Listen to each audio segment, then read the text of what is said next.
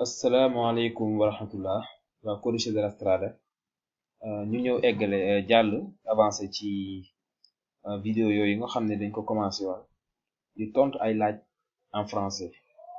ci code bi pour suñu mbokk yi nga xam ne dañoo choisir français bi laaj bi tey bu njëkk bi Vero la dafa wax ne selon le régime de priorité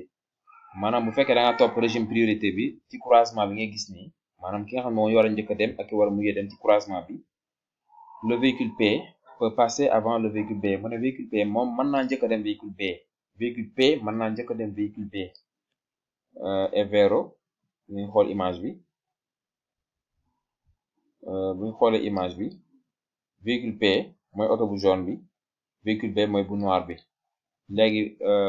noir bi P ko féete droite P moo ko féete droite jaune bi moo ko féete droite kon moo koy njëkk a dem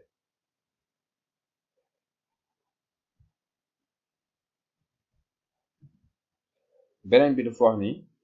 sur les chaussées boo ko déggee mooy carré jaata mooy tali bi sur les rampes ak rampe yi mooy fi ngay jaar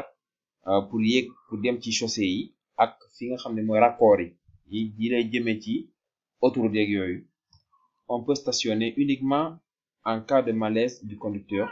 ou des passagers ou d'une panne du véhicule mu ne mën nga faa taxaw rek mën nga faa gaare rek bu fekkente ni chauffeur bi dafa am malaise dafa am lu koy metti dafa feebar wala kenn ci passager véhicule bi wala véhicule bi panne loolu moo war a tax rek nga taxaw foofu waaye loolu kenn waru faa taxaw kenn waru faa stationner beneen bi ci topp false la dafa wax ne le panneau représenté panneau bi ngay gis nii est placé également sur le côté mu ne ñu ngi koy def également ci wet gi quand le chargement dépasse la largeur du véhicule bu fekkente ne li nga chargé dafa dépassé ci yaatuwaayu véhicule bi pas ci guddaay mais ci yaatuwaay mu ne de mën ko def ci pegg yi et falso bi ci toppaat Vero la dafa le rapport de traction li ñuy wax rapport du traîneau rapport bi nga xam ne mooy rapport de traction toujours entre les limites techniquement admises pour les véhicules ci li nga xam ne dañ la ko permettre ci véhicule bi nga xam ne moom ngay dawal techniquement ne doit pas dépasser la valeur de 1 mu ne waru dépasser 1 dans le cas de remorque équipée de freins de service et de masse jusqu'à 3,5 tonnes bu fekkee remorque bi nga yor dafa am frein de service ba pare poids am masse am ëpp 3 tonnes 500 bi ci topp falso la dafa wax ni tracté d'urgence un véhicule tracté d'urgence un véhicule bu fekkee da nga fekk véhicule bu panne nga war ko lonk véhicule en panne pour lonk ko yóbbu ko comme ma panne ci tali bi nga ñëw mën a la yóbbu lonkal ma sumuy oto ñu dem doit se faire en utilisant un attelage très solide mu ne boo koy def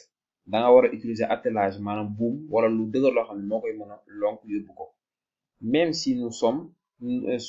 sommes dans l'impossibilité de le signaler même bu fekkente ni sax awma possibilité def signaler oto bi ñuy lonk mu ne garaw na fekk li nga koy lonkee dëgër rek doy na déedéet ginnaaw ba nga amee attelage bu solide maanaam lu dëgër lu ko mën a lonk ba pare da nga war a am signalisation bu doy soit nga taal 4 flèches yi ñu lampe jaare ji ginnaaw ñu clignoter wala nga monter pannello per cariche sporgente mais panneau pour chargement dépassé boobu tamit boo ko monter baax na beneen bi Vero dafa xam ne sur les chaussées sur les rampes bon lii waaw si chaussée mooy tali bi ak rampe ak raccord yi nga xam ne ñoo lay permettre nga mën a dem ci waaw ci ak parking ak lépp lu bokk ci autoroute bi bërëb yi mu tudd yëpp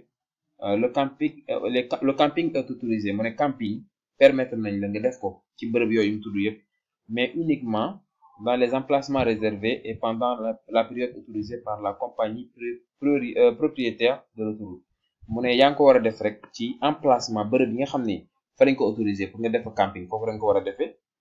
ak ci jamono yi nga xam ni moom la borom autoroute bi wax ni ci lañ ko war a defee comme par exemple ñu ne bërëb bii nga ko war a defee foofu nga koy defee kon ak jamono ji comme jamono été par exemple ci nga ko war a defee comme jamono été nga koy defee camping et Vero camping nag ku ko xamul mooy comme tey par exemple ñu yor seeni bagage dem ci àll ba daal di fay installer seen xayma nekk ci biir di camping loolu mooy camping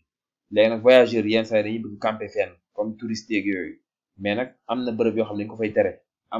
am place yoo xam ne tamit dafa am jamono joo xam ne ci lañ ko fay defee bu jamono jooju passé kenn war ko fa defee beneen bi dafa wax ni le conducteur doit mettre le gilet rétrécissant la nuit mu ne chauffeur bi gilet bi nga xam ni dafa rétrécissant mooy bi nga xam ne boo ko tegee lumière da koy delloo mu ne da nga ko war a sol guddi dans les agglomérations ci biir dëkk bi s'il venait à s'arrêter sur la chaussée bu fekkee dafa dem ba taxaw ci tali bi à cause d'une panne de son véhicule bu fekkee jamono yi nga xam ne véhicule am daa panne bu dee ci agglomération ci biir dëkk bi du obligatoire nga sol gilet bi. beneen bi vert la dafa ne le long des voies de secours des autoroutes boo nekkee ci voie de secours autoroute yi les piétons peuvent marcher uniquement pour rejoindre les emplacements où il est possible d'appeler au secours mu ne chauffeur yi bu fekkee dañoo dawal bu yàgg seen auto panne par exemple wala ñu am problème léegi ci voie de secours autoroute kenn waru fa circuler mais leen dong moo war a tax nga circuler fa yow piéton yow mi dox sa tànk mooy nga dem ci bërëb boo xam ne dañ fa mën a woote wàllu woo policier wala ambulance wala yu mel noonu ñu dimbali la et vert. beneen bi vert dafa wax ne aucun véhicule ne peut tracter ou être tracté par plus d'un véhicule mu ne amul benn véhicule boo xam ni moom mën naa tracté lu ëpp benn véhicule wala moom lu ëpp benn véhicule tracté ko mooy par exemple yow nga paan benn oto ñëw attanu la beneen oto ñëw ñoom ñaar nit bëgg laa boole lonk daal di lonk yóbbu la loolu kenn waru ko def wala yow nga ñëw fekk ñaari oto yi paan nga ne da ngeen di lonkandoo ñoom ñaar yóbbu leen waroo ko def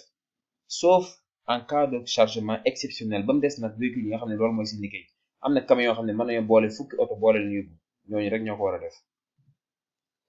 beneen bi falso la dafa wax ni le panneau mobile triangulaire de danger doit être placé sur la chaussée de façon à être visible à 50 mètres au moins par les véhicules qui arrivent mu ne panneau triangle bi da nga ko war a def au moins à 50 mètres ci chaussée bi ci tali bi ba nga xamante ni véhicules yi dikk dinañ ko mën a seen à 50 mètres da nga ko war a tege noo xam ne à 50 mètres ñoom dañ ko mën a seen déedéet à 100 mètres la war a doon maanaam boo ko defee ci ginnaaw véhicule ba pare oto yi dikk war nañ ko mën a seen à 100 mètres avant ñuy egsi. bi ci toppaat vert dafa wax ne aucun véhicule moom laa tontu léegi bi ci toppaat dafa wax ni le conducteur doit mettre le gilet rétropédalant la nuit moom it tontu naa ko léegi. waaw mu ne si l'on roule derrière un véhicule qui transporte un chargement qui va tomber bu fekkee da nga topp ci ginnaaw véhicule boo xam ni dafa transporter chargement boo xam ne day bëgg a daanu il faut se mettre le plus possible sur le côté gauche de la chaussée mu ne da nga war a tafu noo mën a sëse gën a sëse rek ci fi féete càmmoñ tali bi mu ne moom nga war a def et falso loolu boo ko defee mën nga dajeek oto bi dikk te waroo ko def. beneen bi falso la dafa wax ni si l'on roule derrière voilà quand les remorques sont détachées bu fekkente ni remorque dañ ko sa remorque bi newoon sa oto dañ ko lonki dañ ko détaché ci motrice maanaam ci oto bi ñu ko lonkoon ils doivent avoir une assurance qui sert aussi pour les risques en stationnement mu ne comme tey nga yoroon oto bi amoon remorque ci ginnaaw nga dem ba ñàkk soxla oto remorque nga daal di koy lonki teg ko ne remorque boobu nga gaare ci mbedd mi daa war a am assurance waaw pour le risque en stationnement maanaam fi mu gaare noonu bu ko dara dale ci kawam assurance boobu mën koo aar moom vero. beneen bi falso la dafa wax ni lors de signalisation à l'aide du panneau mobile de danger bu fekkee da ngay signaler ak panneau mobile triangle danger bi l'utilisation du gilet ou des bretelles rétropédalantes est facultative mu ne utilisation jëfandikoo gilet bi mooy gilet bi ngay sol wala bretelles yi nga xam ne moom ngay sol dafa nekk loo xam ne lu facultatif maanaam nekkul lu obligatoire facultatif mooy loo xam ne lu obligatoire et falso c'est obligatoire. bi ci toppaat vero dafa wax ne s'il y a un croisement à moins de 50 mètres bu fekkee dafa am croisement à moins de 50 mètres ci kanam le panneau mobile triangulaire de danger doit être placé derrière le véhicule mu ne panneau bi triangle bi da nga ko war a teg ci ginnaaw véhicule yi dans la position la plus visible possible position boo xam ne dina gën a tax ñu gën ko mën a gis et vero. beneen bi falso la dafa wax ni le déniateur représenté déniateur bi nga gis ni s'utilise sur des routes non équipées de protection latérale mu ne dañ koy utiliser ci route yoo xamante ni amuñ protection latérale ay barrières ak ay glissières amu ko mu ne foofu lañ koy installer et falso. bi ci toppaat vero la dafa wax ni le panneau représenté interdit le stationnement aux véhicules indiqués mu ne panneau bi nga gis ni day tere véhicule yi ñu indiqué ci panneau bi mu gaare fii mu def stationnement et vero. bi ci toppaat falso la dafa wax ni dans le croisement représenté le véhicule N traverse en premier mu ne ci croisement bi nga gis ni véhicule N mooy njëkk a dem et falso buñ ko agrandir tuuti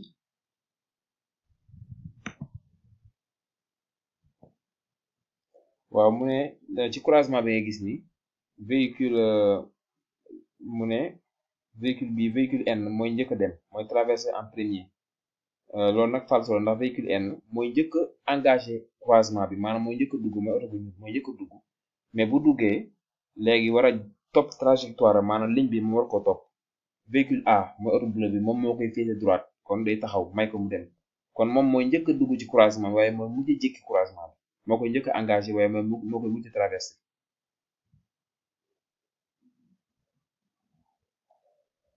beneen bi dafa wax ni lorsque l'on roule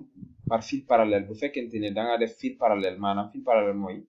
oto yi occupé benn fil bi beneen fil bi oto yi yeneen oto occupé ko ñuy dox ànd dem il est permis de changer de voie pour tourner mu ne saa soo xam ne da nga bëgg a tourner rek mën ngaa jóge ci voie bi nga nekk dem ci beneen voie pour tourner et vero.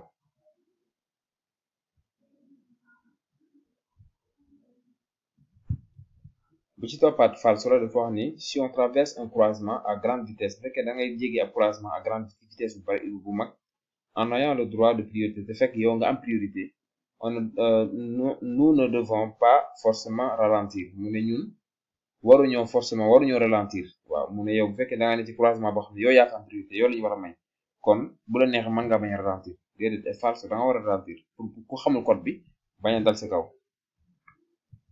beneen bi ci toppaat vero la dafa wax ni le panneau représenté est intégré de balises indiquant la distance avec 3 barres rouges mu ne panneau bi nga gis ni muy panneau train bi passage à niveau bi sans barrière ñu ngi koy intégré ñu ngi koy boole ak ay balises ay poteau yoo xam ne day am ñetti barres rouges waaw moom lañ koy booleel pour wax la ni passage à niveau bi mi ngi nekk à 150 mètres ci kanam et vero. beneen bi falso la dafa wax ne si un camion remorque à l'intention de tourner bu fekkee camion remorque dafa am intention jàdd à droite ci ndeyjooram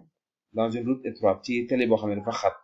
il faut tout de suite doubler à gauche mu ne yow da nga war a gaaw romb ko à gauche et falso da nga war a ralentir bàyyi ko mu dem def lu mu bëgg a def parce que boo ko doon doubler danger dina am foofu. bi ci toppaat vero la dafa wax ni selon le régime de priorité dans le croisement représenté le véhicule P peut passer avant le véhicule B li tontu woon naa ko mu ne véhicule P ci croisement bi mën naa njëkk a dem véhicule B et vero.